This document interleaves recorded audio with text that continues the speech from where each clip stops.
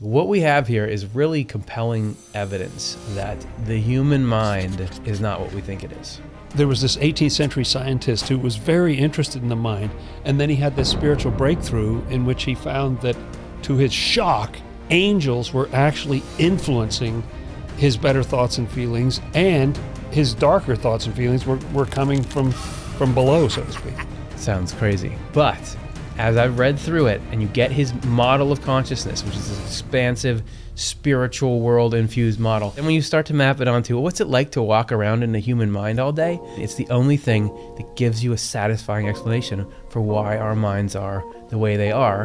And once you look at it, you'll start to pick out, oh, here's the angels. Here's the angels in my thoughts.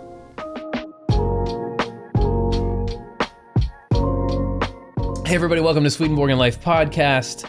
I love the topic today. That I was just thinking about it all last night, all this morning. This is like the getting into the nuts and bolts of like how do you be a human being? And there's like there's missing pieces to the whole equation that just shunk into place. We'll see, or maybe it's tinfoil hat, maybe it's woo woo. But to me, it's like this will go, man. Dr. Jonathan Rose, I don't know if I introduced you. Curtis. Thank you that you introduced me. What we're going to look at today are the recorded spiritual experiences of the 18th century scientist and now known as theologian Emanuel Swedenborg, guy who influenced just about almost everything in the modern world, all the ways that we think, the movements that have popped up. No one really knows who he is, but his experiences had this profound impact on everything. And the experience that maybe had the most profound impact on him was this discovery. That's right.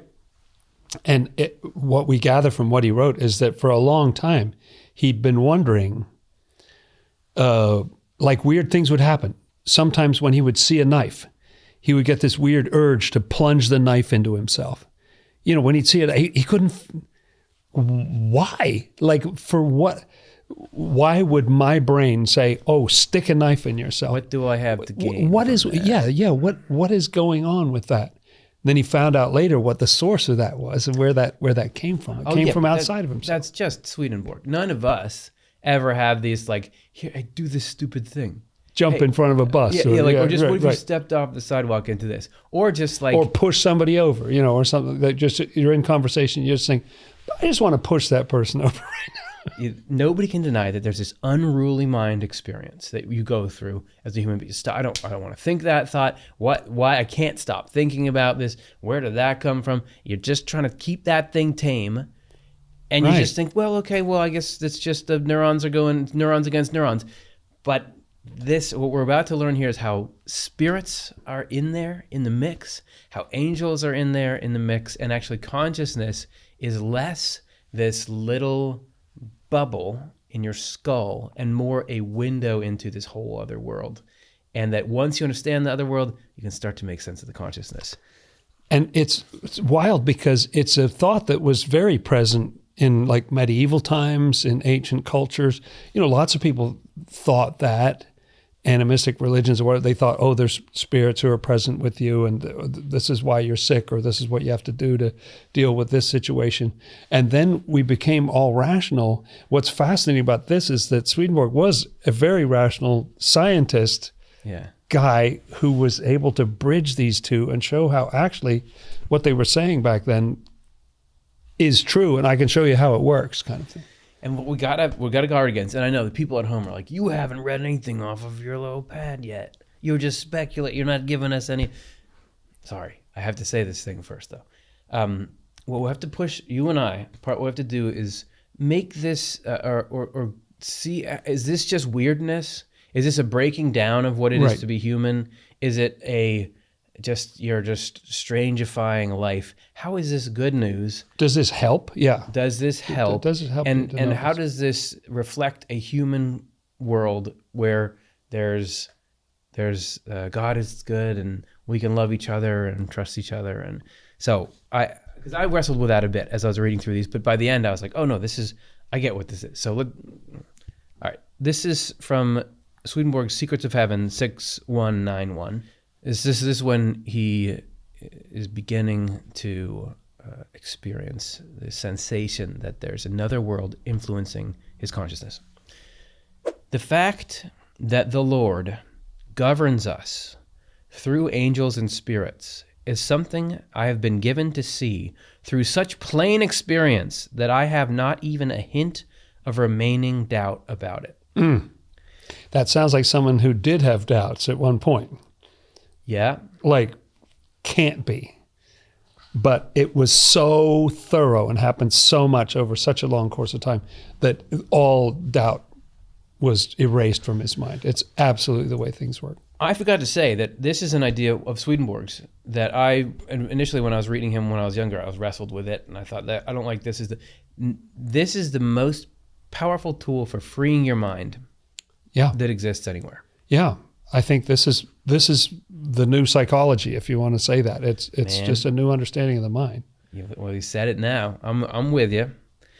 So that's why we're bringing it to the people of the world here today, is that I never found any psychological tool that is as useful for calming down the wind and the waves in the mind than this one.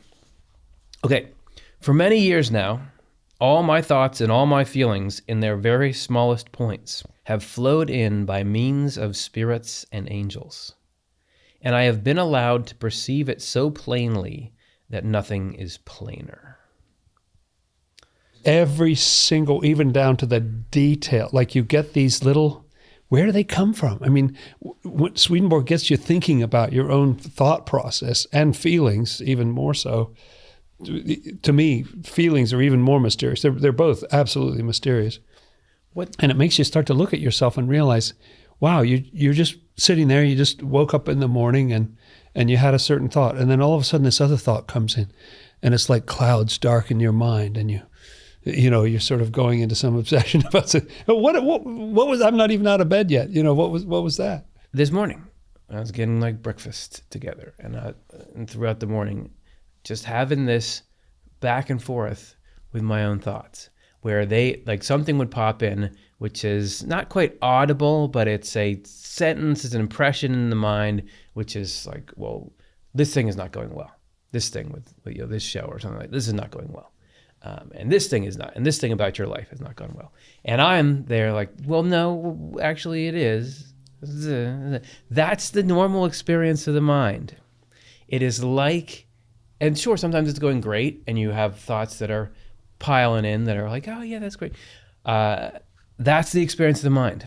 And this is the explanation for that. Right away, to get at what's this whole thing about and how is it good, the first sentence I didn't even reflect on before is that the fact that the Lord governs us through angels and spirits. Yes, this is not just it's not just random. Okay, there are even more molecules in a different atmosphere that are all pinging against us, but it's all this random molecular motion or something. No. Yeah, this is not an arbitrary, you're in some even more chaotic world. Everyone's in on the idea that the Lord leads and guides you. The Lord is my shepherd. You can trust that God is bringing you where you need to go.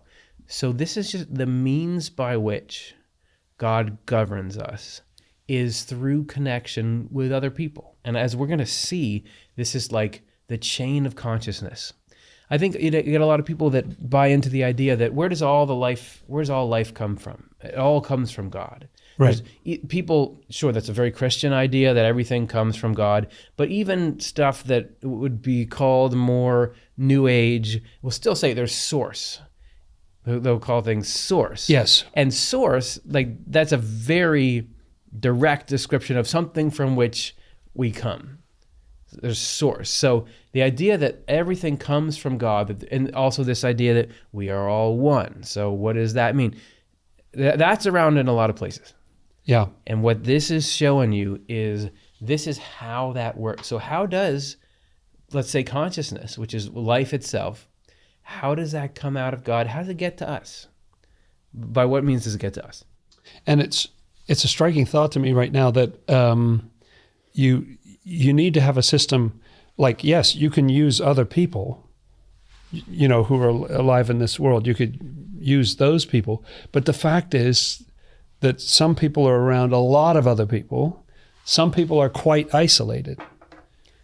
Some people live way off by themselves or whatever. You need some system where the number of living flesh and blood humans around you, is you're not relying on that resource alone to try to interact with you or shape you.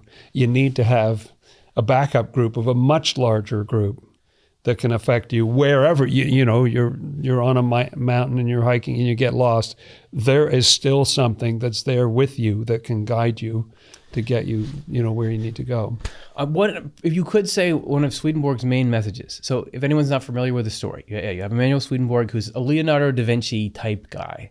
Yeah, Renaissance man, kind of fascinated in all different fields of science and mathematics and anatomy and religion and philosophy and just like everything. Galaxy brain. What's a galaxy brain? Is that something from the internet? Does that mean, is that a compliment or is it an insult? He is a galaxy brain. And then he says, this is the way he tells the story. God, he says Jesus Christ is God. So a God who's human opens up his eyes to the spiritual world and says to him, I'm going to tell you how things work here so that you can pass this along to people and they can learn, because you're, as you said, we've gotten really smart, we're really great at agriculture, we're really great at architecture. And by his time, making some progress on disease and things. There was more. So that's going great, but people are less aware of the full picture of reality now than they've maybe even been in the past. That's right. Because you don't know the basics of the fact that there's a life after death and what that's like and what our existence after death is like. So he says to Swedenborg, look, I'm going to show you how this all works. Go tell people. And one of the main messages that Swedenborg brings back is life there is similar to life here. It's got very important differences, but it's recognizable. So when he brings back a model of the mind, like where thoughts and feelings come from, he's saying it's similar there to how it is here. Because how we are, what did it say here, governs us through spirits and angels. So you have spiritual companions that are influencing your mind. Yes. You have that in this world in your regular life. You're born a little kid. Are you influenced by anybody? You are wholly influenced and carried. You got your mom and your dad, and they are not only like feeding you and stuff, but they're teaching you, they're guiding you. You are intimately linked to them. Maybe you got siblings. You're being influenced by them. Right. Then you've got teachers and you've got peer groups, and pretty soon you've got the internet and social media, and you've got media of people all kinds. You work with. People you work with, the people that you podcast with, they influence you. They do. You try to avoid it, but they actually do have an impact. Can't undo what they did. So that's how everybody agrees. There's an influence. Society influences you, your culture influences you, your religion influences you. That's that. There's an equivalent thing in the spiritual world. The influence there is on the kinds of ideas that occur to you, on the kinds of feelings that you have, the sort of the inner makeup of what you have. There's also a web of influence there. That's all I'm saying. That's not that crazy. Yeah, that's true, because people, you don't even realize, like when I've studied a little bit about Francis Bacon or some of those early theorists, Rousseau and people, you realize, I kind of think a lot of those things, these are people hundreds and hundreds of years ago I don't realize that I'm influenced by them, but I am. There are a lot of things that are widespread in our culture that are the result of people in the past who were having certain thoughts. So you can be influenced by things you don't even know what they are, but when you learn history and you go into it, you realize that has shaped my thinking, 100%. Even though I'd never even heard of the person. But 100%. I'm walking in that. So many of the attitudes that I had when I was 18 to 25 that I just thought that's just how I am. Now I look back and I see, this is actually where in history those things came from and why there was that zeitgeist. Right. And I was one of millions of people who were thinking the same kind of things. And yeah. So, and also, just a little tangent real quick. people will say, or I imagine people saying, why do you have this YouTube channel where you're trying to continually look back at this guy from the 1700s and use him to explain what life is now? Come on, that's weird. Nobody else is doing that. Everyone else is just here in the modern world. No, they're not. No, they're not. Everything that's going on, a lot of the stuff that's going on today in 20th century America and beyond, you've got capitalism, the roots and the main bedrock of that laid down by Adam Smith in 1760s or so, Wealth of Nations. Right. Then if you just jump forward, a lot of what's going on was Karl Marx. That is, sure, it's 1800s, but it ain't like it's 2015.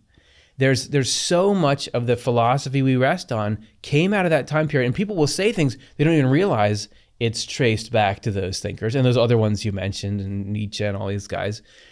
But it's there. Everybody's dipping into the 17th and 18th centuries for their philosophy. So stop coming on here and telling me I know it's weird what we're doing here, but it's not because of the time period we're going after. Unheard of. Come on. That's right. Newton is still around, Just saying. Descartes is around. Plato's still around, and Aristotle and so on. Yeah, they're still in there. So once Swedenborg in the 1700s got to see that there's influences on his mind, he began to then right away notice some of this is garbage. Some of the influence in my mind is garbage. Yes. And I want to get it out of my mind. Yeah, it's not only unhelpful, like his knife obsession or something. It's destructive. Like it's yeah. Here's Secrets of Heaven 6191.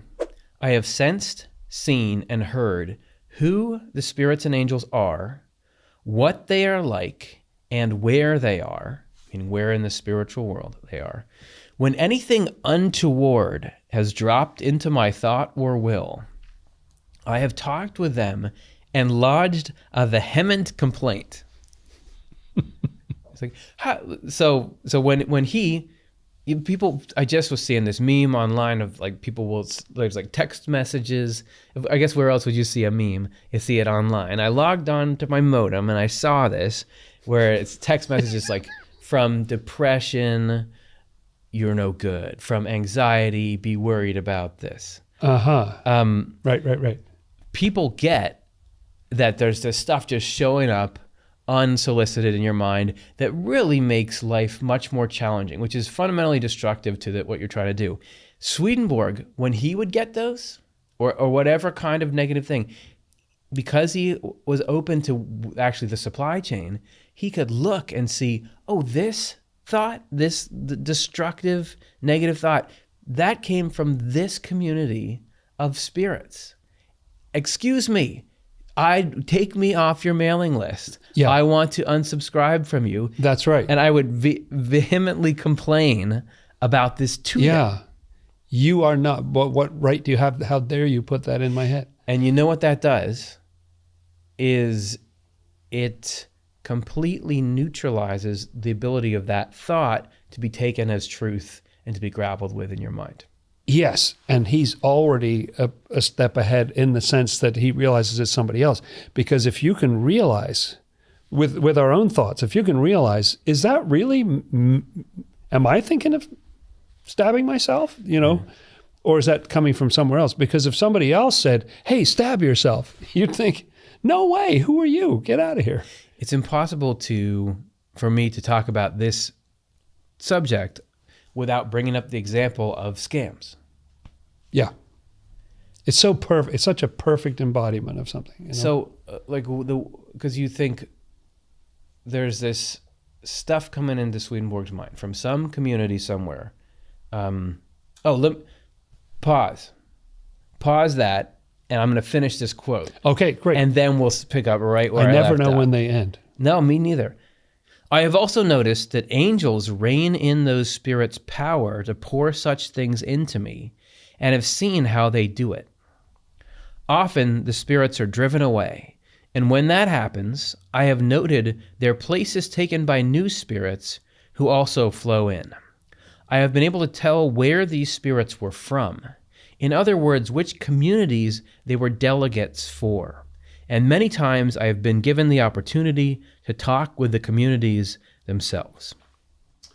So it's almost like an ambassador situation where nations will send okay, you're this nation, you're over here, there's that nation over there, but we'll send an ambassador who lives there, has an embassy there, which is not even, that embassy is actually not even considered part of their country, it's part of your country, as different laws operate from what I understand.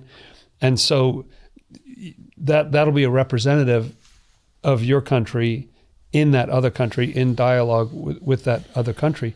So these are people like ambassadors. So they may come from here, they may come from there, all over the place, but there's a delegate who's in your mind representing those interests to say, we're interested in you having a bad day. Yeah. And I'm here to represent, see that happen. You know, we want to diminish your power, or we want to take away your efficacy, or we want whatever. And other ones who are there for your good.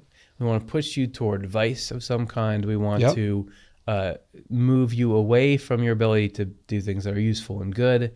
There's all kinds of sabotage. There's all kinds of reasons for that. So back to scams. So scams, if you look at your phone is kind of a proxy for your mind right now, because you've got all these communications from people everything in there. You've got your voicemails are in there. All your messages on all your social media is in there. That's kind of what you go to.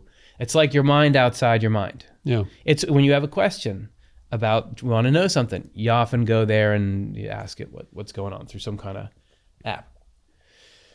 In there, like I've got sitting in my voicemail box right now, voicemail that's like, please call us back right now. The extended warranty expiring, something. You have this is your last chance. Our records indicate that you, which is this, it's nefarious because it's trying to make it sound to me like they are officially linked to my car, which they're not. This is just a blanket. They send this out to everybody. And anybody. Right. And it's trying to make it sound like this is something that I should be doing and that there's consequences if I don't do it quickly, rather than, at the best, things like that are just a disguised sales pitch. At the worst, it's actually a phishing scheme. A malicious thing, or a link you click and then it does, And that's just one example of a billion. If anyone's still on Facebook, there'll be a bunch of friend requests that you get on Facebook. Half of those are profiles that are pretending to be your friends, and they use the same picture as your friends, but they've started their own profile that's a copy of yours, and they try to. So you have to know. You just know that that's out there. You just know that that's out there. Yeah. So such a feature of our world. Okay, everybody knows that exists. And as soon as the internet emerged and human beings had the technology to access each other, access strangers remotely, that popped up instantly. And before that, it was junk mail. Yep. Junk mail is a perfect example.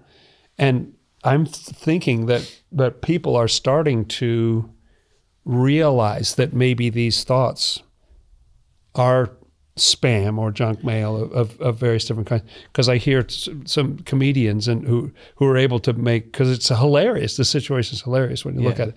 Who can question, or like you say, memes and so on that are questioning. Wait, my anxiety is telling me this. My rage is telling me that. So this Swedenborg is saying that he was able to see clearly that the same thing happens in the spiritual world. So when he would his eyes were open and he got to see over the course of a day, had the same mind as we'll see. He had the same kind of thoughts and feelings as always, but he could see where these are coming from, who's putting them in there. And when he would get, like right now, if I get a text message, you'll get text messages that are just like, hey, is this so-and-so? Oh, hey, long time no see. Yeah, remember it's me. And what I'll do is I'll say, delete and report as junk. Right. That's what he was doing. Reporting it as junk. That's right. And deleting it. That's right. And even like filing a complaint with a Better Business Bureau or something. He's complaining. He's strenuously objecting to this material being stuck in his mind. If you don't do that, and you're just like, well, whatever's in here is mine, you'll just listen to it, then you get wrapped up in it, then it gets to do what it wants. And whatever that community of spirits is trying to fish out of you, like if they benefit somehow from you being in a state of anxiety, if they benefit from you acting more like them, getting drawn closer to them, then they'll get it to your detriment.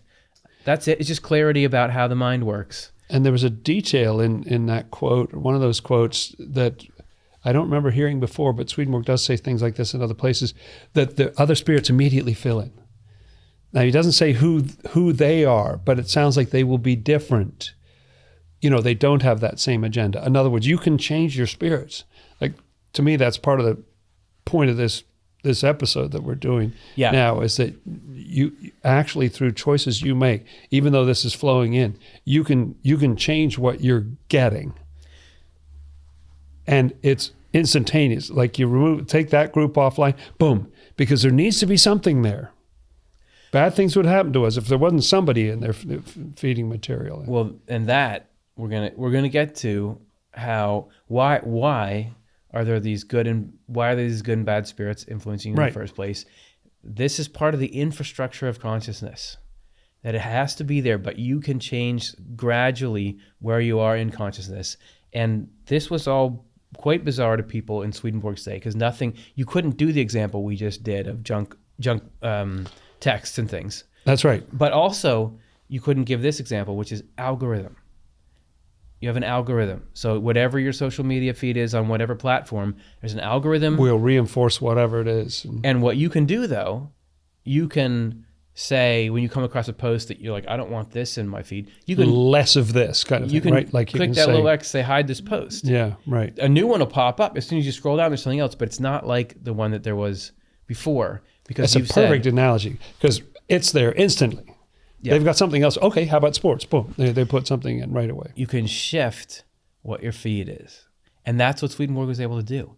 When he got that thought, instead of, well, let me consider the merits of this. Do I want to make this part of myself? He would say, who are you all? Don't put this in here. I don't ever want to see this again. And then that act of him consciously rejecting, let's say it was a spiritual community that was trying to get him to start to ruminate on how much he hates some enemy who's crossed him. Yeah, right. Let's say that's the one. There's a whole spectrum of what they're trying to introduce. Right. But let's say it's that one. The act of him, every idea comes in with the potential for pleasure. So there's a twisted pleasure in everything that's evil. So to ruminate on this is what I would do to that person, I hate them, that there's a pleasure in that, and it's do I see myself in that? Do I want to be that? Do I want to eat that, basically? Do I want that to become part of my consciousness? For Swedenborg to see that something like that come in, and for him to say, I don't want that, and then go, not just I don't want that, but I reject the concept, and I reject even the source, the people that it came from, him doing that and making that choice, that severs that bond.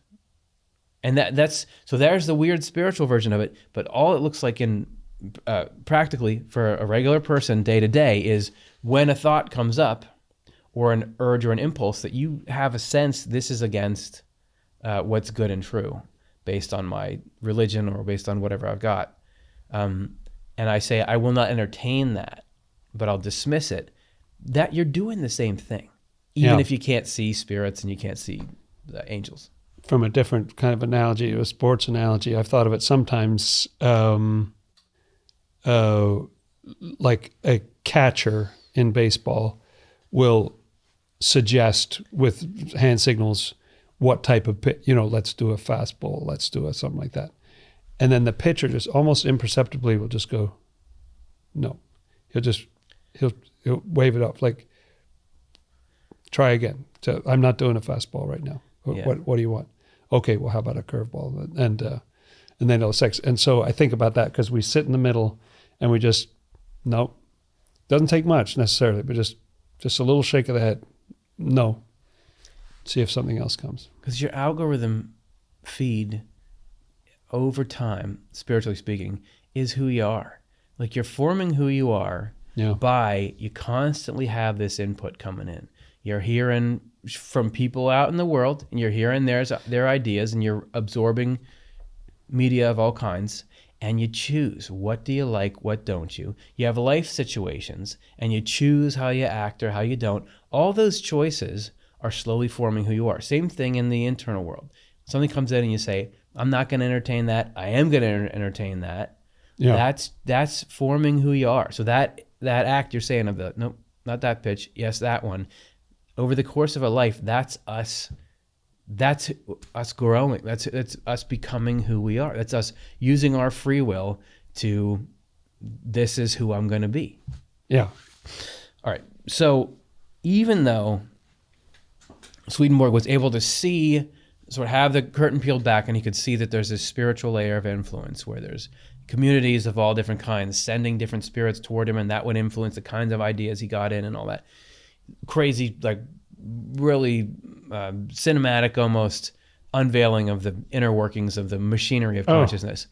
Overwhelming, I imagine, at times. In a certain way, nothing really changed for him. He makes this claim, this is Secrets of Heaven 6191.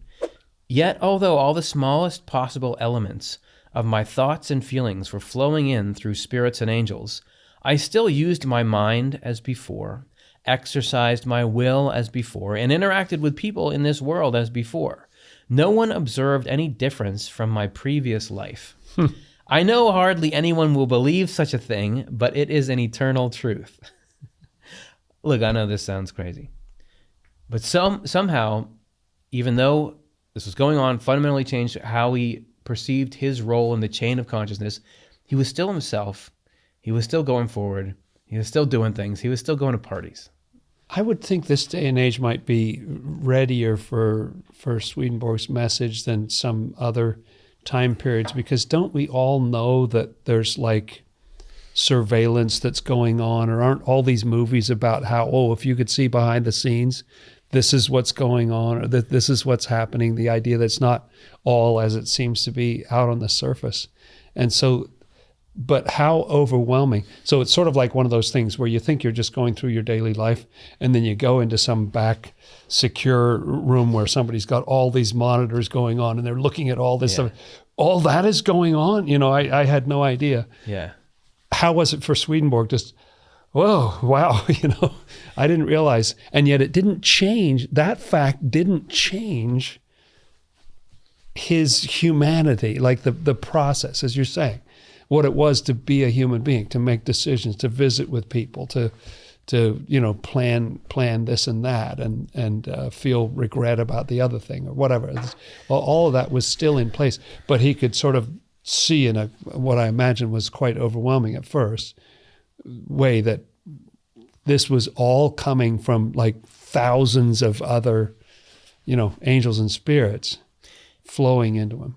It's a bridge that has to get crossed at some point. Because as I said before, because it sounds like, this is this weird underbelly of consciousness, but I am the vine, you are the branches.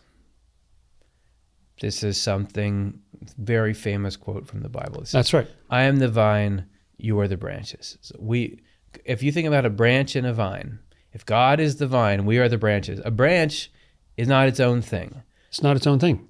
It's genetically connected to the vine. It pulls all its resources from the vine. It's an extension of the vine. You can distinguish it, as you can say, look, there's the branch, there's the vine. But if you got down with a microscope, you can't see where one ends. People understand this idea that life comes from God. People even, in the Christian tradition, but in many religious traditions, will say like they have the equivalent of, like you pray to like keep good thoughts in my mind. Don't let the devil. That's don't right. let the bad thoughts come into my mind. Right. So you've got that. How does the mechanism of that actually work? That's this. It is that yes, there is a outflow of life from God, and life comes from God. What is life other than the mental life? What is life other than the kinds of things that enter your consciousness? And isn't there some scripture about have life and have it more abundantly? In other words, right in that analogy of the vine and the branches, there's the idea that you cut the branches off and they wither because we're not getting this from, we don't live on our own. So it's possible to be more attached or less attached, like that flow. You can have life and you can have it more abundantly by doing what Swedenborg was doing, by rejecting these darker influences and accepting the higher ones, more loving ones, compassionate ones. We're all one. There's plenty of traditions that say we're all one. Isn't the idea, well, what would I know? But isn't the idea of nirvana that you get to a place where you realize that it's all one? Non-duality is, we're realizing that it's all one. The Right. Maya is the illusion of separateness in some ways. Exactly, right. That's right. So Eckhart Tolle, didn't he say like, oh, we're all one? So yeah, people want to get there. What does that mean? What does that actually look like that we're all one? Because there's the consciousness bubble. It seems big. Well, God might lead me or something, but I got my own little world in here that's going on. No, like this is very much everything to do with God and heaven and angels is going on inside the consciousness. And some people raised the question when Swedenborg would explain this to people, they would say, well, then we'd all have exactly the same thoughts and all exactly the same feelings. And Swedenborg explains it, well, no, you do have a nature and you have decisions that you've made in the past, and it does flow in according to your nature. So 5 different people in a think tank will have 5 different takes on what's going on. It flows in, but so it is individualized. It's not that you lose Swedenborg didn't lose his identity. He says, in fact, he became more himself when he went through this process, because some of that stuff wasn't really Swedenborg. It was just something from hell that wanted to manifest in him. Well, everybody's influenced by the world around them. You're influenced by the country that you're in. You're influenced by the culture that you're in. You're influenced by your location. You're influenced by your family of origin. You're influenced by genetics, the friends group that you've chosen. And where you go, it will change how you think about things.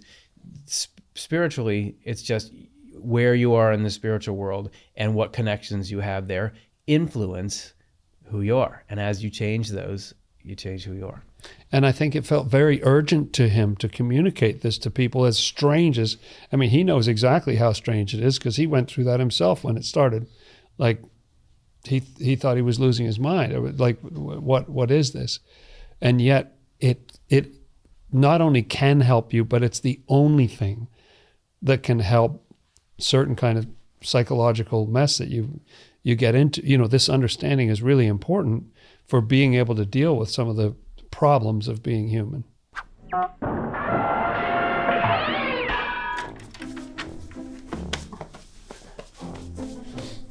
Hey Curtis, I'm here for filming. What's going on? What, you didn't hear? We're going to Florida.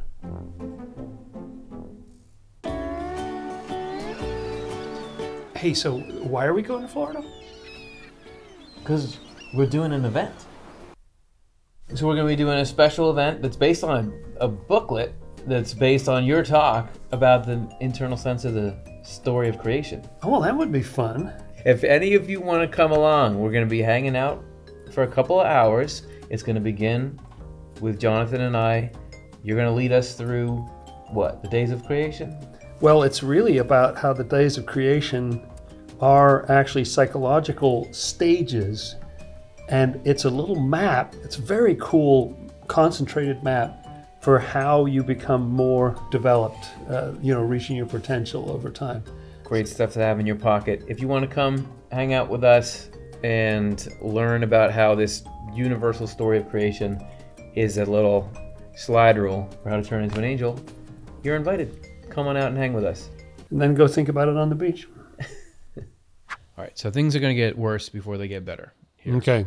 Because earlier we were trying to say, this is a strange idea. It's complicated and it's weird and seems bizarre. But let's try to make it not that strange. Show people how this is like, as I understand it, this is part of like a good God-centered universe. There's actually a comforting message in this. However, we're about to get weirder. It's always weirdest before the dawn. Okay. So we're going to talk about memory now. Isn't it though? And we're going to talk about specifically how spirits interact with our memory and even like take it on at times. So I think it's useful to say the why behind it, as Swedenborg describes it first, which is that the Lord governs us through spirits and angels. It's a means of consciousness delivery and a means of reformation. Right. So the broad reason that why do you have an angel on one shoulder and a devil on the other shoulder is that you've got a choice to make in life. You can't accept goodness without freely choosing it. Nothing that we don't choose in freedom becomes a part of us. So it doesn't. You can be compelled to do things. You got to think like this. You'll get in trouble if you don't think like that. But that can affect your behavior, but it doesn't become part of who you are. It doesn't get impressed on your spirit. The only things that make you who you are the things that you chose on your own. So in order to do that, in order to choose something on your own, you have to have two options in front of you. Sort of bad stuff is there with its appeal. Good stuff is there with its appeal. The only way you can get out of bad stuff is to know it, understand it, and reject it. And we start kind of in the negative, in the red, by having a bunch of tendencies toward things that are bad. People, there's a natural tendency toward egotism, toward revenge, towards lust, towards everything that's, Swedenborg would say, makes up the totality of hell. It's just like, nobody has to sell you on that. Yeah, so it comes naturally. There's that stuff in what Swedenborg would call your heredity. There's a part of you that's enmeshed in that stuff, that is receptive to that stuff, just right from the beginning.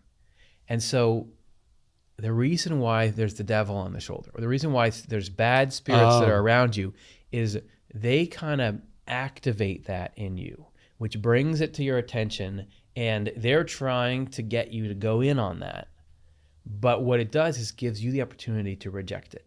Yes, and if you only had representatives of the good, so goodness sends a couple of representatives. If evil didn't send any representatives, it would be very unbalanced and one-sided. Like, you need to have something to pull that out, to counterbalance the effect of the angels, because a big thing in Swedenborg and the whole system that he describes is the freedom that we're in equilibrium, and so that you have a choice, and to really make that a real choice. And if the angels are coming closer, then the evil spirits come closer, and let's make this a real choice. And if you just had angels, like, what, get the evils out of there.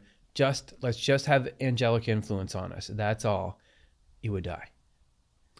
Because it would be like, I saw a video, it'd be like you were 600 feet underwater, and all right, I'm going right to the surface. If you're scuba diving. Yeah, right. I'm going right to the surface. Yeah. You can't do that. Fast as possible. You can't do that. Don't do it. You could die from the bends. Nitrogen builds up in your bloodstream. When you're going up to the surface, you have to gradually step up. It'd be the same thing as you haven't done any exercise for 10 years, and you're going to go right out and run a marathon. You're just going to run and run and run. Right. You're going to break your bones. There's going to be all kinds of things that happen to you. It's the same thing as if you had an incredibly junk food full diet, and now it's like, no, we're only going to eat vegetables. You're going to have this shock to your system. You're not going to be able to do it. Let's say you're somebody who is a heavy alcoholic drinker, and you suddenly say, well, you're not going to drink anything now. There's a shock to the system. You can't do it. What the good and bad influence on you is as not only allowing you to make those choices, but allowing you to make them gradually. Like, you can't just be out of everything evil right away. You can't survive it. I want the truth. You can't handle the truth. Spiritually, physiologically. You can't do that. So that's what we're about to read now. That's the point of it. Right? Okay. I was given a personal demonstration of the way spirits flow into a person on earth. When they come to us, they take on our entire memory, everything we have learned and absorbed since infancy. The spirits imagine the information is theirs, so they play...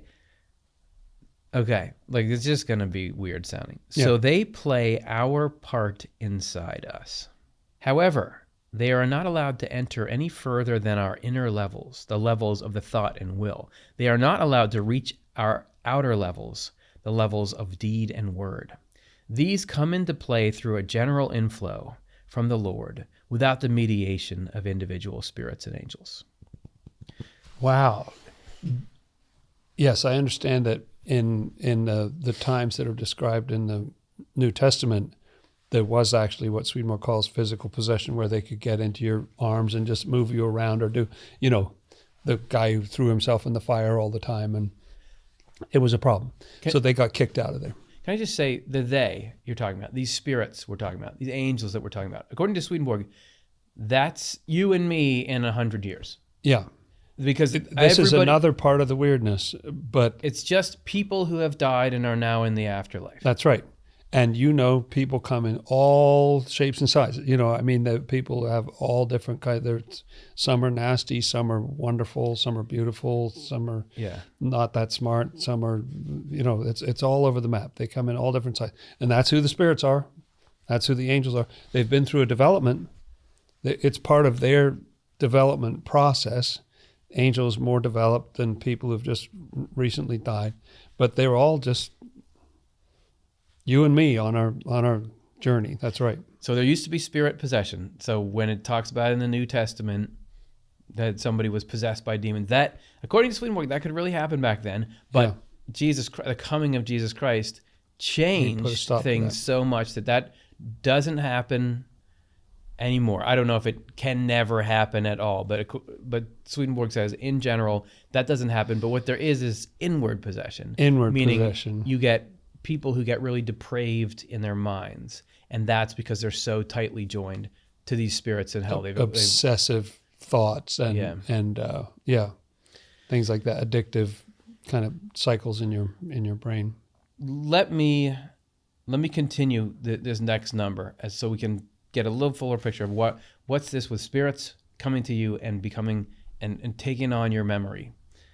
Nonetheless, although spirits play our part inside us, so far as the activity of our thought and will is concerned, they are still unaware they are with us, because they possess everything in our memory and believe it all to be theirs, not someone else's. Another reason for them not to know they are with us is so that they will not hurt us. If spirits from hell did not think our memory was theirs, they would make every effort to destroy us, body and soul.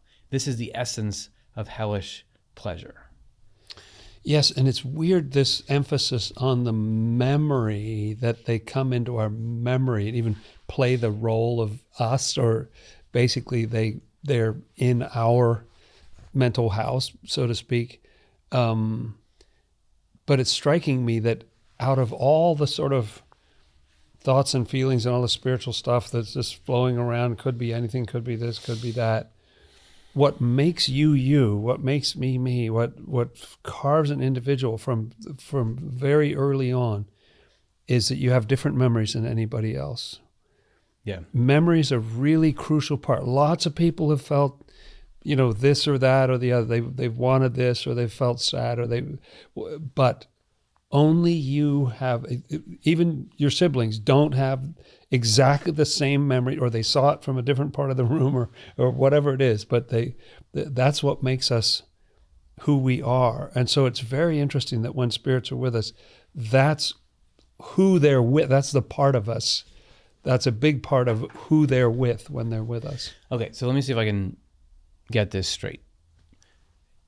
You need to have an equilibrium in your mind. So there needs to be an influence from heaven on you and an influence from hell on you, because that equilibrium environment, which is just like the same as to say there's an equilibrium of atmospheric pressure or of temperature equilibrium. Like you've got the sun is super bright and hot, way too bright and hot, way too cosmic ray-y. Then there's a vacuum of space, way too cold, way too whatever else is bad about it. Vacuumy.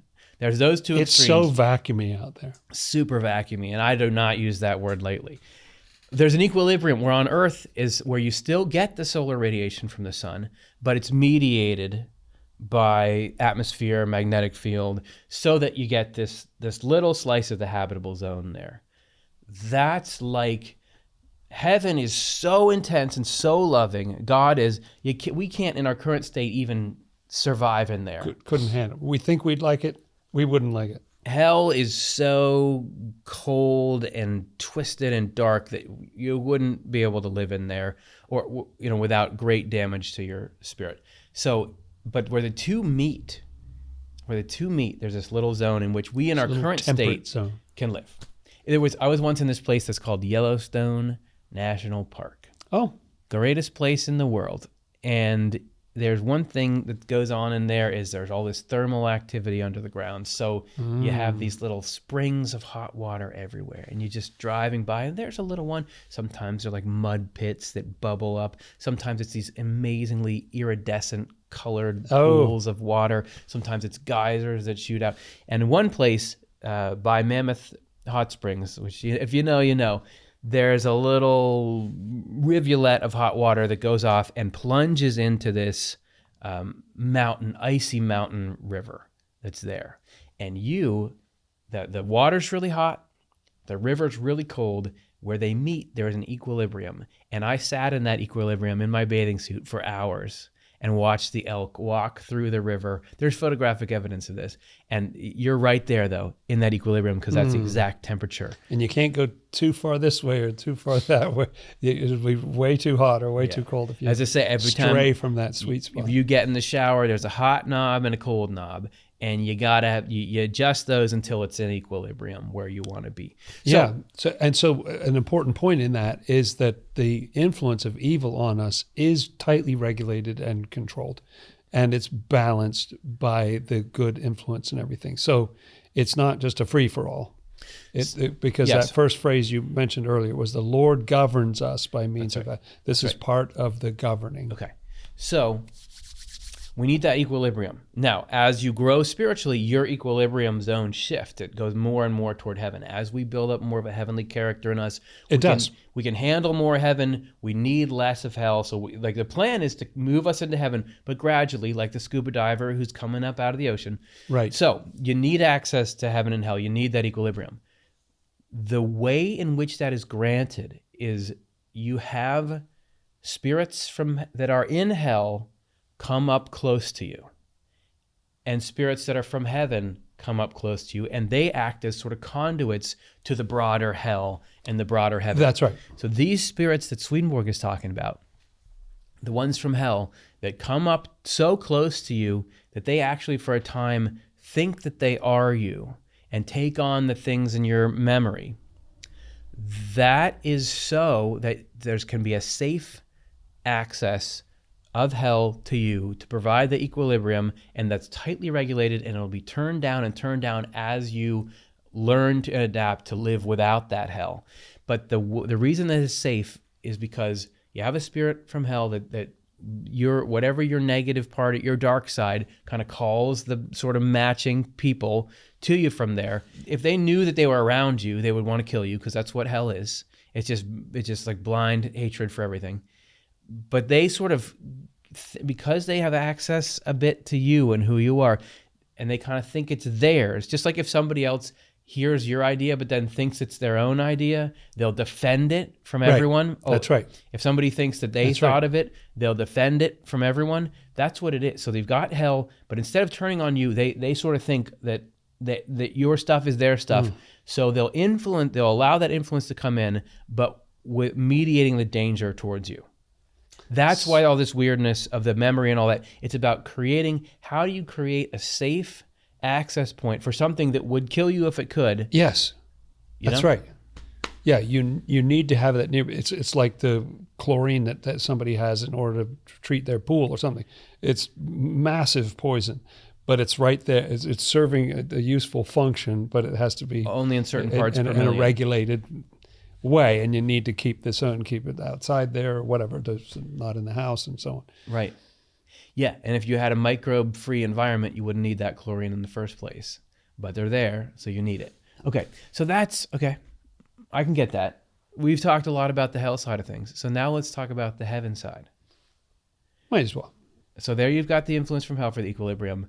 And that hell is loud, and you hear it a lot in the form of thoughts and negative feelings. But there's also this connection with heaven that comes in from a different path and acts differently on us. And why is that quieter? Why is the heaven part quieter? This is from Secrets of Heaven 6193. So spirits possess everything in our thought and will, and angels possess what is even deeper, which means that we are bound tightly to them. So you've got good and bad spirits are kind of out in the outer mind. Angels are they're bound to us on a deeper level than that. As a result, we cannot help sensing and feeling that we ourselves are the ones thinking and intending. Communication in the other world works the same way. In a single community where everyone is similar, each member believes that what belongs to another is his or her own. When good spirits go to a heavenly community, then, they immediately enter into all the understanding and wisdom of that community, so thoroughly that they are completely convinced that it exists inside themselves. The same is true for a person on earth, and for a spirit with that person. What flows in from spirits from hell is evil and falsity, but what flows in from angels from heaven is goodness and truth. The opposing inflow keeps us in the middle and therefore in freedom. Now, I've had the experience, I'm sure other people watching have had the experience where you can be in one state where you see something so clearly, like you get what's going on. It makes sense to you. Or you have a whole idea. You have an idea for a movie or a book, and you can see the whole thing in your mind's eye. And you don't, for whatever reason, you don't write it down right then or something like that. And then later, somebody says, yeah, what was that what was that great idea? Beep. It's just flat, like can't get there from here. Yeah. I really thought that was my idea, and I was in it. I could see it, and I thought I didn't even need to write it down. Yeah. I will never forget this. Yeah. 10 minutes later. Let's go. Beep. So this sharing of things that you would think are just private, the thoughts and the feelings and the ideas and all that, that's a universal feature of the spiritual world. And what he says here about people who come into an angelic community feel like everything that's in that community is theirs, that's all over near-death experiences. Is it? People will talk about downloads. Like, I just suddenly got this huge download of information. Or they'll say, I already knew this. I'd known this before. Yes, right. And according to Swedenborg, that feeling, or I'd known these people forever, right? Even though you're just meeting them for the first time. That's right. The feeling of that is this. I remember you. Yeah. This sharing of consciousness, so that you come into your spiritual community and everything that's in there, it feels like it's yours. And that's because it's hard to put into words. That's what that community is. The place you are in a spiritual sense when you're there is the place of that understanding. So there would be no way to stop you from having that understanding. When you're there, you have those thoughts. You have the thoughts of that community.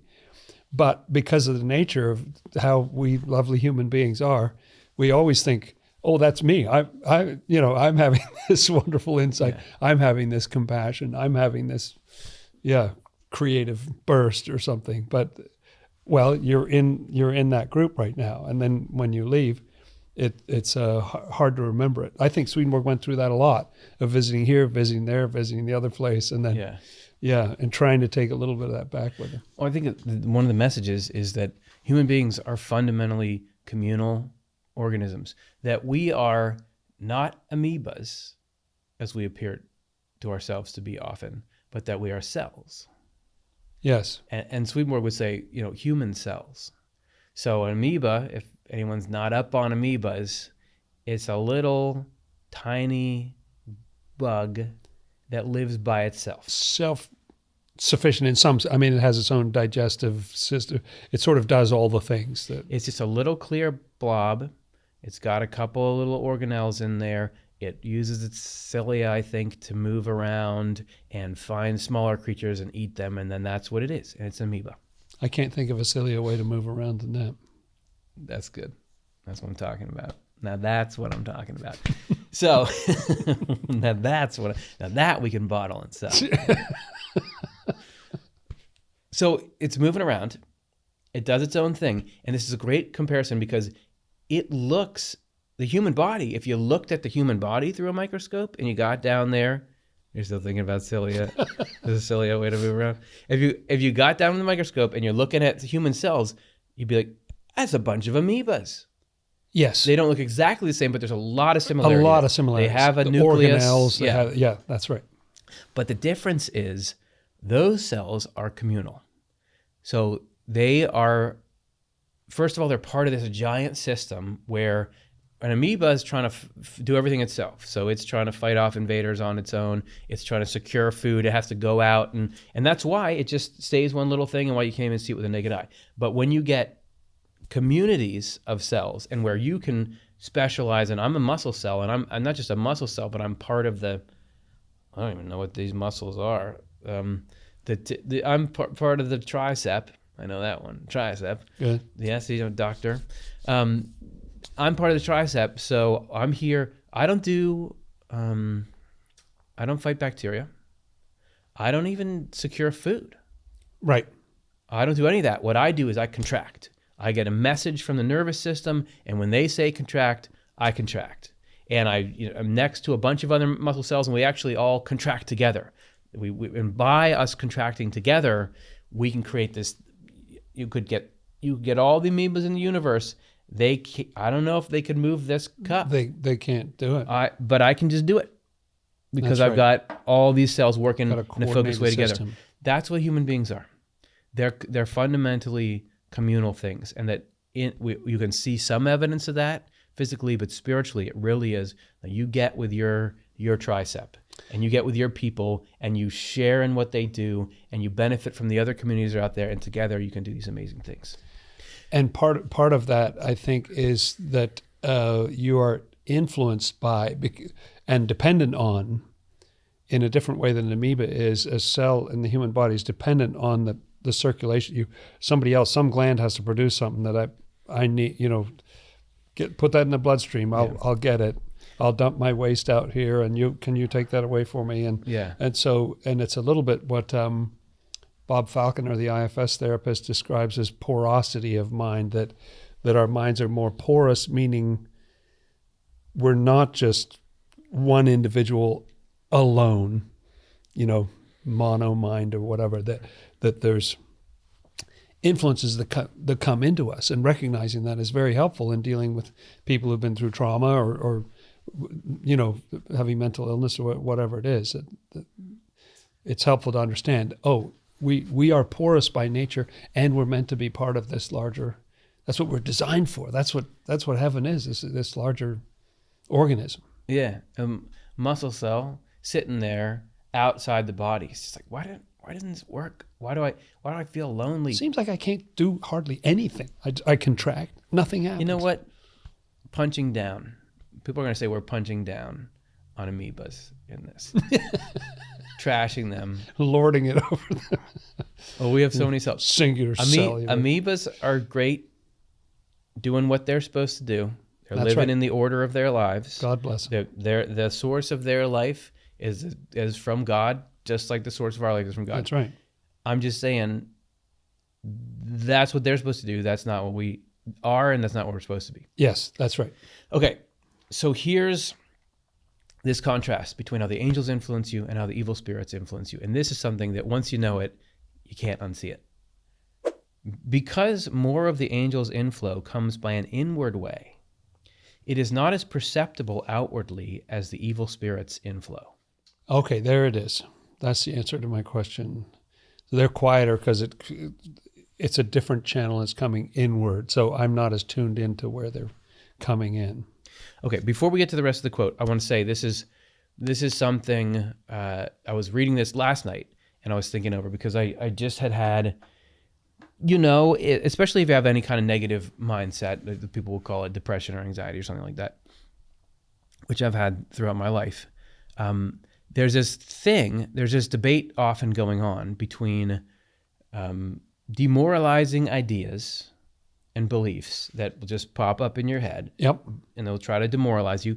And then there's you, like I'm talking about being alone in a room, nobody else is there, and you just get these demoralizing ideas come into your mind in whatever way. This thing is bad. It's something that disturbs you, something that makes you unhappy or convinces you that things are not going well or something. So you have that, and then you have yourself arguing back against that. Like, no, wait, no, actually, things are going good. Here's why they are going good, right? And there's just this very clear debate that's happening in there of this. Yeah. This is what's happened. You got, and this may not be convinced by your responses. And it's, I don't know. I mean, what about this other thing? Yeah. And you can just tell it's responsive. It will sort of shift what it's saying if you do defeat it. It'll change its tune. That's right. It'll change its tune, right, but the common denominator is, okay, we'll get rid of that, but this other thing that is still demoralizing in the same way. Right. So how I was understanding this in that context is the demoralizing ideas that you hear, or the bad ideas in whatever form, that's the inflow of evil spirits from hell. And the hidden underneath the you that's arguing back and that is pushing for what is good, that's the angels. Like, they're deep enough in there that you can't see them giving you the strength, and you can't understand them giving you the arguments and the ideas and propping you up against that. But that's where they are. So sometimes it just seems like it's just me, and then everything in my mind is negative and against me. But where the good stuff is, that's for you, it's within the thing that's your voluntary part.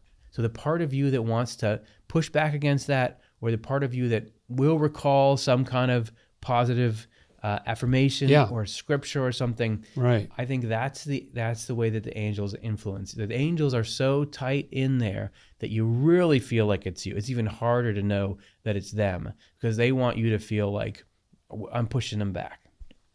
I was trying to think of analogies in our world for this strange idea that these things flow in, and what just occurred to me was like a TV show where you have a news anchor or something like that.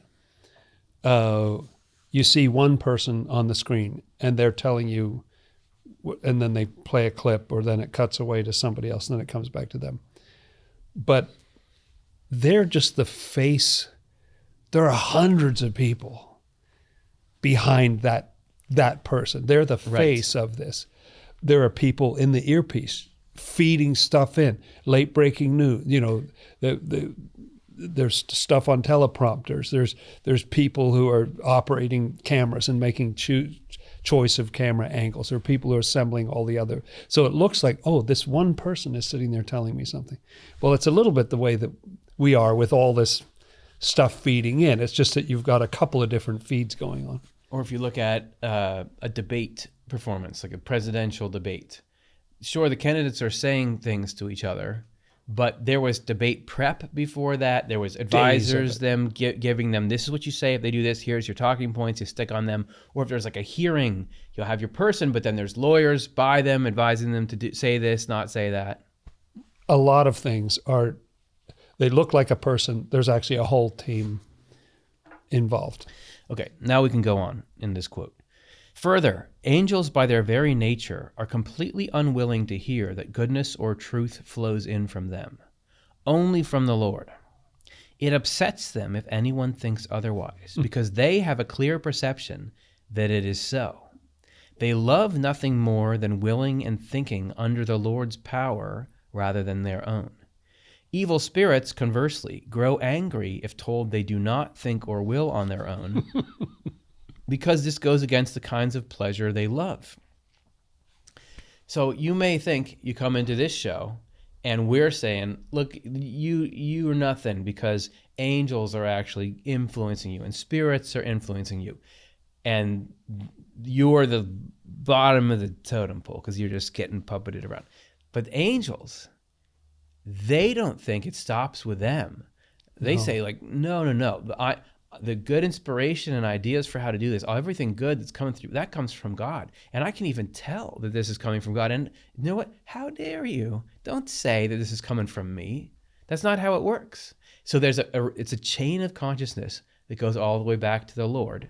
And it's the same way on the evil end, although they're taking what the Lord sends out and flipping it backwards into its opposite. But the evil spirits don't want to admit the reality of that, whereas the angels love the reality of that because it's comforting to them, it's peaceful. They see something in that they love, whereas hell is like, don't take that. If my joy is me over someone else, and if you degrade the credit I can have for the things that I do, then that's destroying the pleasure of life itself. Whereas angels, what they love is the welfare of all. That's what it is to be an angel. That's what heaven is I want everyone to be happy. So the idea that we're all in this together, even inside the inspiration of thought and mind, and even more so that God gets the credit for everything good that happens, that brings me great happiness and great peace. So that's what I'm glad it's like that. And the angels know that without the Lord, they're on the other team. They know themselves. Mm-hmm. They have that same part in themselves. They used to be people like you and I. They know what it is to be self-centered or proud or hateful or arrogant or cruel and savage. They know all that, and they're so relieved to have something else flowing in. So it's a fascinating way to analyze what it is to be a human being. And here we are in the middle, making a choice of which team we're going to eventually be on. We're all on that same journey, and we've all got all those different component parts. It's just how you relate to the God part as opposed to the self-centered part. Picking back up about how the evil spirits feel about being told that they're part of the circle of life, rather than being an amoeba, that they're a cell, not an amoeba. Yeah. It makes them even angrier to be told that life does not exist in them, that it comes from elsewhere. When the fact is demonstrated to them by personal experience, as it often is, they concede its truth, since they cannot argue with experience. However, a little while later, they deny it and want never to have it confirmed by experience again. Yeah. So they know the truth of it, but they hate the truth of it. It's just so against what they love. And this sort of open interaction with them, that was something Swedenborg did. Doesn't happen for regular people. But I was thinking, if you want another perspective on why again do I have this connection with these evil spirits or these people from hell? There are people who believe in a sort of a divine providence, meaning that there's either the universe or God or something arranges events, and they'll say this, some of the most important teachers in your life are the people that annoy you the most. Yes. They come into your life to bring out the worst in you so that you have to face it and grow. It's true. That's an idea that's out there. You could kind of say that about this, that the evil spirits that get close to you exist to bring up and personify and the worst in you, to kind of bring out your worst tendencies, which brings them up in your own mind so that they can be accessed and so that you can deal with them. Just like a person who comes into your life who's a real challenge gets you to see, they're not trying to do that for you, but the situation gets you to see stuff in you that you need to work out. Yeah, it reminds me of symptoms in the body where often we tend to think, if we get a fever, we think, I have a fever, I have a runny nose, or you have some symptom, some pain or something. If you didn't have that, you could die of whatever it was without even realizing you were sick. It's informing you that all is not well in your kingdom. That's useful information. We get mad at the wrong thing. Yep. And in a similar way, these evil spirits are bringing out of us the fact that all is not, hey, you've got this in your heart. You respond to this. you wouldn't realize it if I didn't draw that out of you, because the angels are just bringing all this wonderful, nice, compassionate, sweet stuff out of you. But you also need to know you've got some darkness in you, and I'm here to bring that to light. This is not, and then people can make a choice about whether they, how they feel about that. Do they want to work on that? And what you have demonstrated here, and this is not something that the people in hell want to do for you. They're not trying to help you. No. They're not trying to work with God on God's plan. They don't believe that there is a God most of the time. They don't get it. They're just kind of acting selfishly and materialistically. But divine providence is making it so even people who have fully committed themselves to evil, and Swedenborg would say have brought, freely chosen the hell that they're in. Yeah. They are being useful. Divine providence is making it so they're being useful, because what their negative influence on you, and they're bringing hell close to you, gives you the opportunity to get out of hell. So all of providence is trying to make it so even people who are against goodness and truth are ultimately helping goodness and truth move toward a victory. The wisdom and love in it is amazing. Let's look at a little more evidence for shared thinking between human beings and angels. Okay. This is from Emanuel Swedenborg's Secrets of Heaven 6194, where he's just describing the simple act of thinking, but then the spiritual ramifications of that, or the spiritual reality behind that. It has sometimes happened that I was thinking to myself, or even speaking with others, without reflecting that I had spirits with me rousing the thoughts. So even though he knew that this is how the spiritual world works, he had kind of lapsed into not thinking about it for a minute. The spirits have addressed me right afterward, though, and described the state they were in at the time, which was that they had no idea that they were not the ones thinking. So because Swedenborg was in this state where he could actually not just be conscious of what's going on earth, but be conscious of the spiritual world in a way that most of us are not, he could actually go and, after he'd been thinking and there'd been influence by spirits and angels on his thinking, he'd go talk to them and be like, were you just thinking about this? No, yeah, I was just thinking about this. I thought I was the one thinking about this. So where did it come from? In fact, the impression that they were doing my thinking was so strong that the ones closest to me were totally convinced. The more distant were less convinced, and even more distant were even less convinced. I was also shown which communities were flowing into these spirits as their delegates. So there's a whole supply chain getting from the ultimate life source, which is God, all the way through these different filters of minds in different places on the chain, ended up to where you are, and then it comes out of your mouth and influences the next person. That there's this, it's just like the nitrogen cycle. This element is moving through and affecting all these different layers of the spiritual ecosystem in different ways. It's making me think again of that idea of the porosity of mind, because you couldn't be more porous than not even being able to tell who is having a thought. Was that me? Is that they think they're having it? You think you're having it?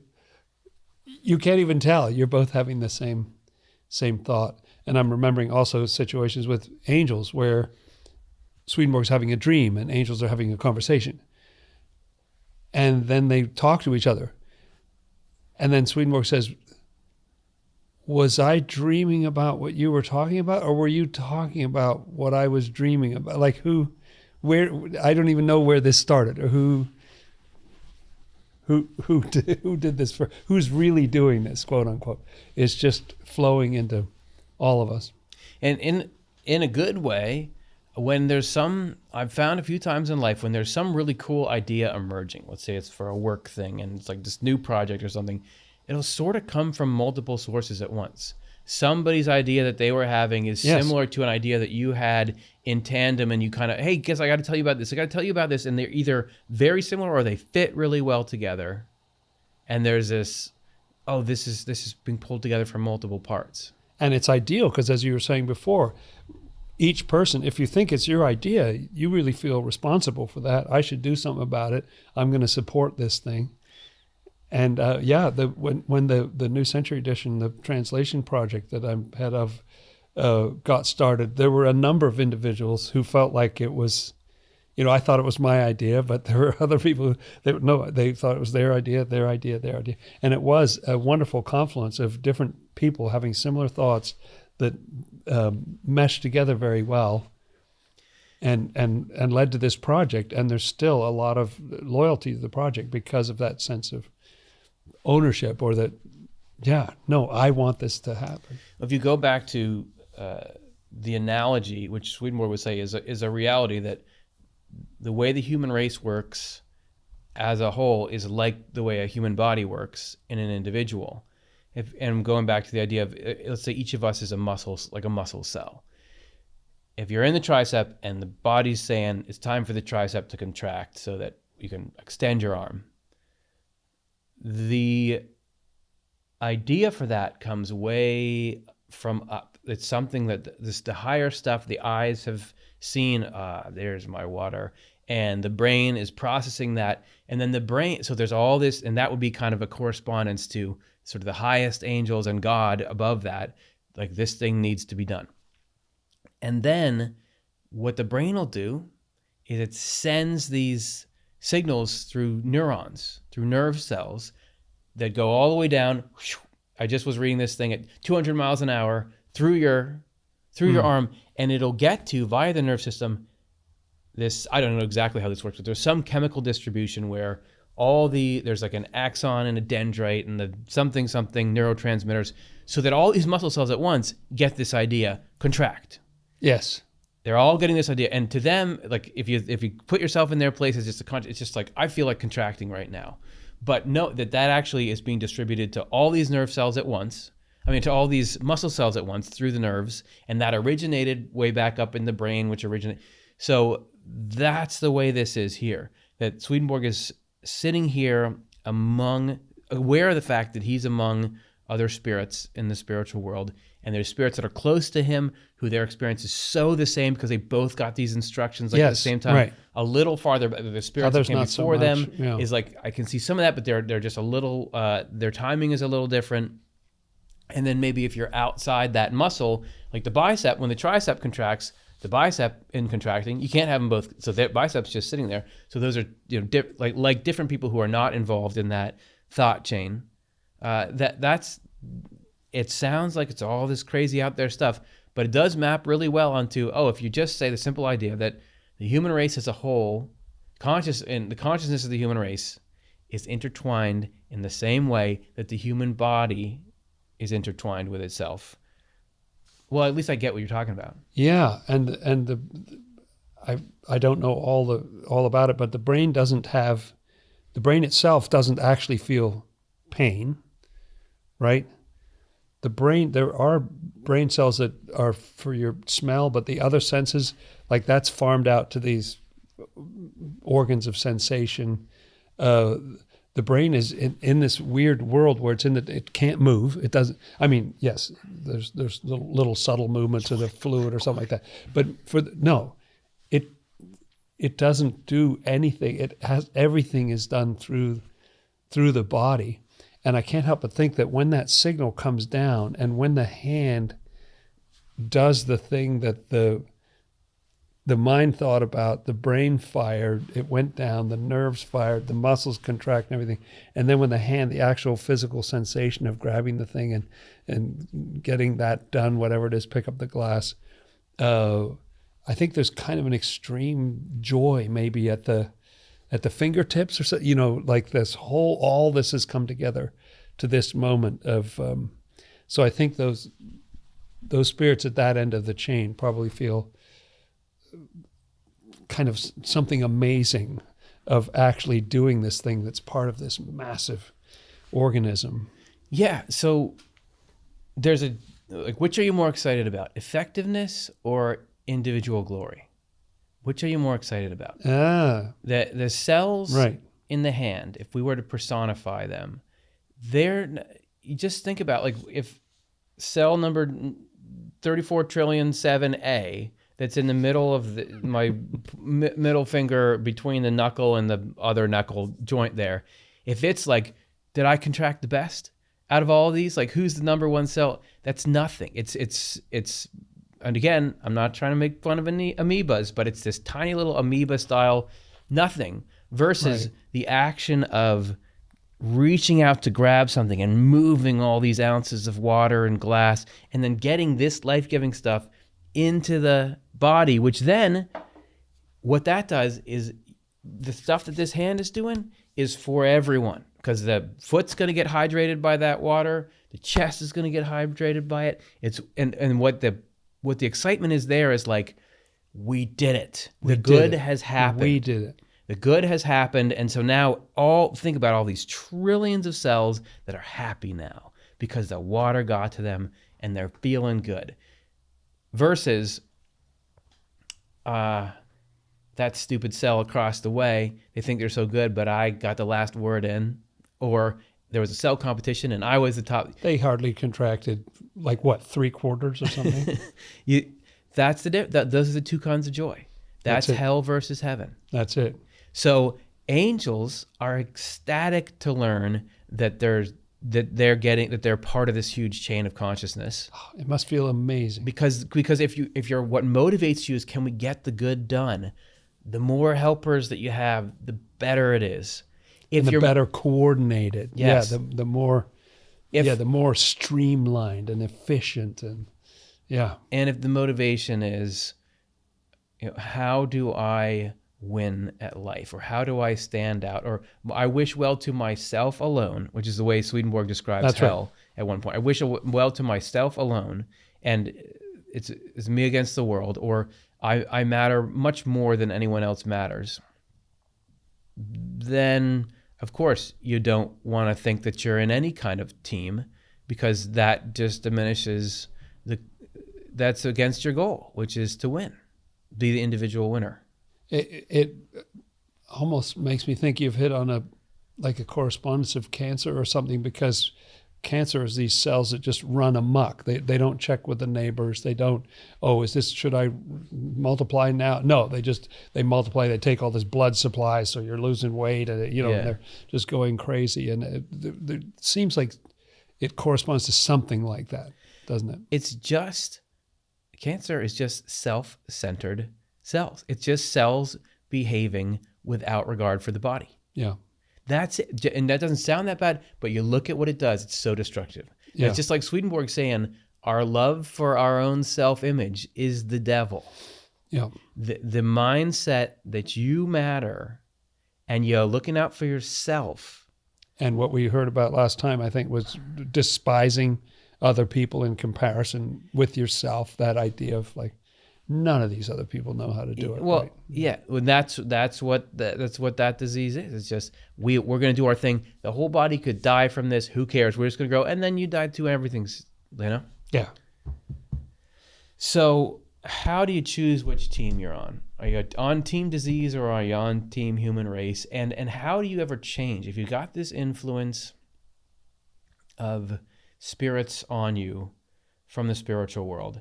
How do you get it so you shift that equilibrium? How do you affect who your neighbors are and what kind of, because how you change it? If you have negative stuff from hell coming into your mind, you don't want it there. You want to get rid of it. So this is how you do that. Abundant experience has taught me that what we love determines which spirits associate with us. Whenever I began to feel an intense love for something, spirits with the same love would immediately appear, and they would not be removed until my feeling of love for it stopped. And that's so interesting, because it's easier to me in a way to think about this in terms of how thoughts form or perspectives, because you can kind of see that in society where you get talking points and then they get repeated and everybody gets on the same page with like, yeah, these are the talking points, is what we're all going to say. So you see thoughts ripple through the human race. But that's talking about love. That's powerful to think about that love in that way, that your love, your compassion, and those sorts of things also flow in, and it's possible for us to get more of that. We can have more of that. And I'm thinking about something we mentioned in a previous show at some point about that idea that, doesn't Swedenborg say, if you resist something once a week or twice a month, some phrase like that, right? You will see progress. So you could have junk flowing into you from hell. You could be a cranky, nasty person. I could be, And, yes. and I'm not trying to say anything. I'm just if the shoe fits. And yet, if you just bit your tongue once a week or twice a month, I'm not going to say it. All those others, hundreds and hundreds of other times, you're still being nasty. Just that is enough to move you. It's enough to move the needle, to change the association, just to break it, right? What do they talk about that? Tony Robbins and people talk about like disrupting cycles or so. If you can just break that association of like, I'm thinking this nasty thing, but I'm not going to say it. Yeah. Once a week or twice a month, you will start to see change. And once you start to see change, then you get more encouraged. Like, okay, I'm going to go in now. Let's do it even more often. Let's try to get this daily or something. Because I don't want to be the way that I am. I see myself in a different light. This kid on the street called me, cranky pants or whatever, I now see how I come So across to disrespectful. people. I know, isn't that, it's just not. So I love fair. your example of bite your tongue when you're going to say something. So let's zoom in with our spiritual microscope on what's happening in that and how that relates to love, the Swedenborgian definition of love. So when you're going to say something nasty to someone, and let's say that you have figured out with your rationality that you do that sometimes for bad reasons. Yes. I wouldn't say that there's never a time when you need to confront somebody. Right. Or that there's, yeah. and trying to discern what is just appropriate boundary setting or what's, sure, that's its whole own thing. And that's really like a hard, you can't just, there's an easy way out of that. You got to look for it. No. However, there does exist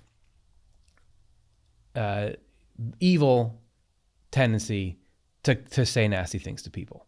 And what would define it as evil is it is just for the intent of harming. It's not really necessary. This whole like is it good? Is it useful? Yes, right. Is it true? Yeah. I don't remember where that came from. But yeah. So if I know that I have a pleasure in saying nasty things to people because it just feels good coming out. I like taking people down a peg. I harbor some kind of resentment for them. I want to control the situation. I want to control them, whatever it is. And you like seeing the joy drain from their face. Like it's just a pleasure to see. Aha. Yeah. You're smiling a moment ago, feeling lighthearted. Fix that. Got you. So let's say that, and that's something that's from hell. That's from hell because it's totally stupid to do that. And you love it. So you can't stop doing it. But in that moment, there's another thing that you can love, which is, wait a second, I understand that person has feelings. Yeah. And I actually can care about how they're feeling. And then there's kind of an overarching thing, which is, that's not right, what I would be doing. That's not right. They're innocent. Let's say that they're innocent in this situation, and it's not right to just hurt someone, or even if they're doing something wrong, that's not the right way to deal with that. So that's like starting to acknowledge that there is something that is transcendent, that's right. So in that moment, you're saying, I'm choosing what I love. I'm going to let my love for what is right and fair, and for this person who's my neighbor and sharing this earth with me, the love for their welfare, I care about that more than my desire to have fun cutting them down. And so I'm going to deny myself the pleasure of doing that in order to serve this thing, which I think is right. Go love this thing, which I think is right. That's when you change what you love. And think about spirits hovering around you, and some of them feed off of that nastiness and they love it, and that's how they were in their life. That's how they are now in the spiritual world, and you've enmeshed yourself with them by doing that over and over again. And then picture that there are angels around you who are people who have gotten to the point where they would never, or they love treating people well and fairly and thinking about how to be kind, and they're sitting there too. Think about the seismic shift when these guys who are used to, guys or girls or whatever, who are used to eating, when you, here comes this nasty negative emotion, we love that.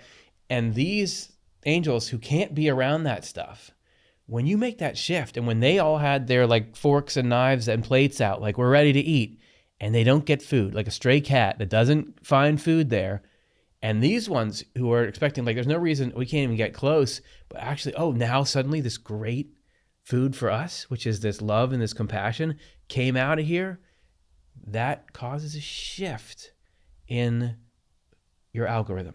Yeah. That changes the environment, and you've made the whole ecosystem less habitable for these kind of spirits and more habitable for these kind of angels. It's just a little shift in that moment, but you keep doing that, and you can shift it to a place where those criticizing spirits don't even want to be around it, because there's nothing for them to eat, and there's the opposite, which is like your love and empathy and self-reflection, which they hate.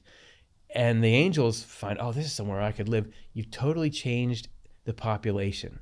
It's like when North and South America, long, long ago, there was no land bridge between North and South America. This is just what I've learned from geologists and biologists and all that stuff. The fossil record seems to indicate that the two used to be separate. There was no Central America that pulled them together when there was the Ice Age and the sea levels were higher. So South America had its whole own kind of flora and fauna. There was these big, nobody needs to know this, but there were these big flightless birds that kind of took the place of where lions and big cats would be the top predators.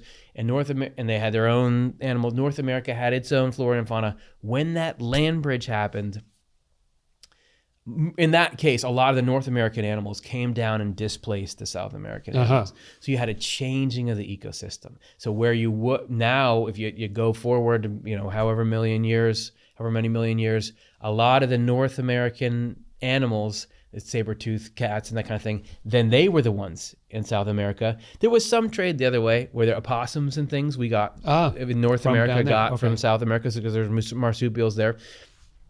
My point is, when the environment shifted, new kinds of animals came in to live. You're shifting your environment. You're trying to get it so that the bad creatures, just if the habitat doesn't suit them, or they're outcompeted by the good creatures. I'm not trying to make a statement about North and South America, in which but I'm using that as an example.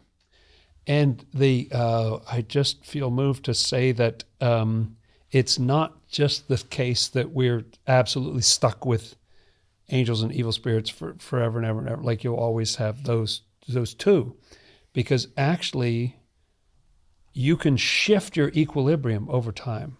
If you keep choosing what is good, and you keep choosing it, you eventually roll to the point where, as you're saying, the evil spirits just get tired of you. You're no fun anymore. They can't engage you. And then you're still in an equilibrium, but who pulls you down are good spirits who are not quite as good as you are. Yeah. And their advice is not quite as good. Yeah. And angels who are higher, who are better than you, quote unquote, and you're pulled between these two. And then you roll up. What happened to Jesus over time was that he rolled up to the point where the highest angels were bringing him down, giving him bad advice. And he was in an equilibrium between the highest angels and God. And so, in other words, you're always in an equilibrium, but it doesn't have to be with the evil spirits. You can actually get over that to the point where your whole ecosystem can really change to that extent, that what's now bringing you down are good people who are just a little more limited in their approach, and they're supplying that equilibrium. Well, you reminded me, because I was like, wait, weren't we going to read this in the show? But we didn't. We did. We just had so much else to talk about that we didn't linger on this point. Okay.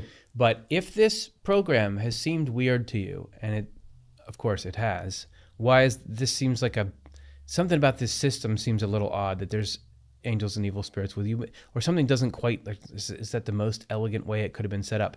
This is not the way it was originally set up. Right. That's It right. said at the end of 6192, that your words and actions, the reason spirits can't possess people is your words and actions come into play through a general inflow from the Lord without the mediation of individual spirits and angels. That's right. So there's a part of your consciousness that doesn't have to go through spirits or angels or anything. It's just from God to you. That's how all human beings used to be.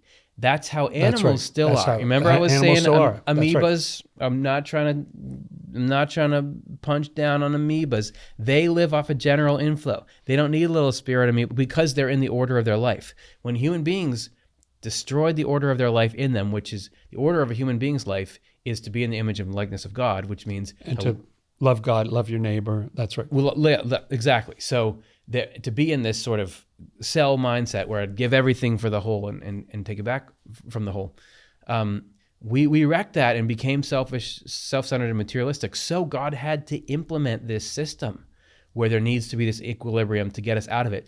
But if we ever got back to the state that human beings were originally in when we were first created by God, according to Swedenborg, you wouldn't need this anymore. You would just be able to have the life come from God right into you in a more direct way.